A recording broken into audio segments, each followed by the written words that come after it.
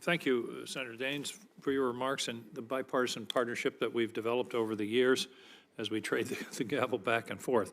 I want to thank Mike Caldwell for coming to testify on behalf of Park Service. Mike, you're a familiar face in front of this committee, and we welcome you back. I cannot come to this meeting quietly, however, while I believe our parks are under what can only be described as an attack. I want to first talk about staffing and funding levels for the parks.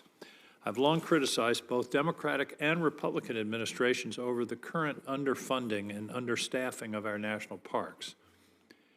When our full committee held a hearing to examine the Department of the Interior's budget request for FY25 in May of 24, the department provided us with a budget justification. Here it is.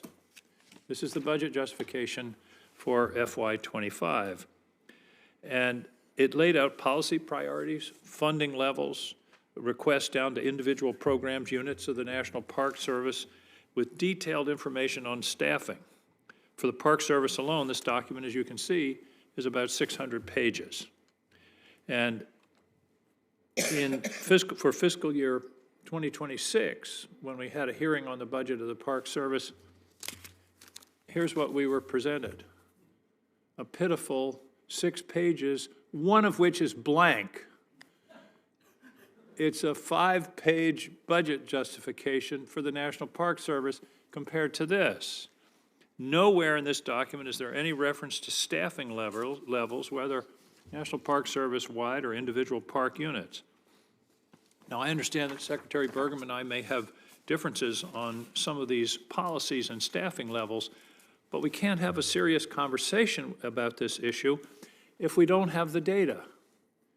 If we don't have the data presented by the department about where the staffing cuts are, where the staffing, are there increases? But we don't have any of that data. What we have is a series of unserious funding requests for the Park Service, including massive cuts to operations, staffing, and maintenance. Here's this. A decrease of 31% for operations, almost a third, cutting the Park Service operations budget by a third. 42% for construction and major maintenance, cut by 42%. A decrease of 35% for construction planning. Now, let me just give this graphically about where we are on staffing in the national parks. Here's where we are about the year 2000. And you can see the red line is FTEs in the National Park Service. And you can see it sort of goes along at a fairly consistent level, and then it starts to decline. Remember, I said I criticized both Democratic and Republican administrations. But look where it is now. Compared with back here, we've cut our staff by almost half. At the same time that visitation to the national parks is maintaining. In fact, last year I think was a record. So we've got more people coming and less people to greet them, educate them, and present data about that national park. That's a shameful legacy. And what really bothers me about this is I can't figure out what the motivation is. The amount of money saved here is minuscule in relation to the national budget or to the deficit or to whatever you want to compare it to. And yet the damage is serious to probably the most popular federal program of all. Why target the national parks? It doesn't make any sense. I'm also worried and concerned about the effort to effectively whitewash our history, to rewrite history within the national park. Our history is a country of 250 years. We have triumphs, we have great prideful moments, we have triumph and accomplishments, heroism, a lot to be proud of and to relish and to learn about. But we also have some dark parts of our history. Like any history, we don't really are too excited about those, but they have to be addressed. Slavery, the internment of Japanese Americans during World War II, segregation, the treatment of Native Americans in our history.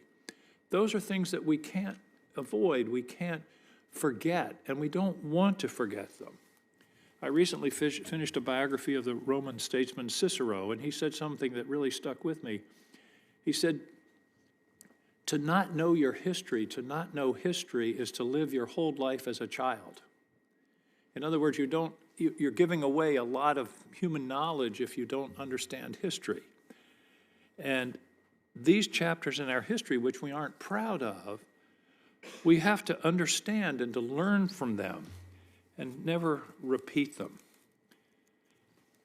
A couple of years ago, I was in the airport in Frankfurt, Germany, and met a young man, and we were sort of chatting, and he shared something that was really amazing that touched exactly on what I'm talking about here today. He said that when he was in high school in Germany, he was required to go to a concentration camp. He was required to study the Holocaust. Talk about a dark portion of a nation's history. We're doing just the opposite. We're telling people and young people that go to our parks, we don't want to bother you about slavery. It was uncomfortable. It might make you feel uncomfortable.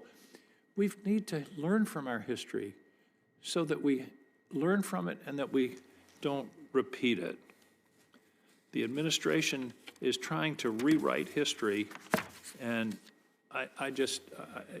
when you compare it to Germany, where young people are required to learn about their dark history because they don't want to repeat it, because they want to learn something from it.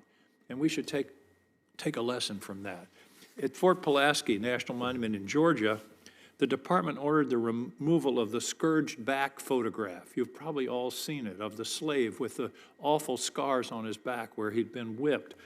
That was removed. For what purpose? Are we trying to erase the awful legacy of slavery that it occurred? At Harper's Ferry, the department's targeted the removal of several displays on slavery and the abolitionist movement. Harper's Ferry, that's why it's a monument. It was all about John Brown and slavery and abolition. To remove a display about slavery at Harper's Ferry is like removing model rockets from Cape Kennedy. I mean, it's astonishing that they should do such a thing. The Jamaica Bay National Wildlife Refuge in New York, they removed signage which addressed Japanese internment and the forced dispossession of Native people from their traditional homelands. This does not contribute to our citizens' understanding of their history and appreciation of their history. It doesn't change the history. It doesn't change what happened. It only changes our citizens' understanding of those things. This is what happens under authoritarian governments when history, if you go back in history, authoritarian governments, one of the things they try to do is change their history, to whitewash it, to change the story. So after all that, I want to appreciate the way Steve Daines, Senator Daines, and I have worked together, and we're going to continue to work together.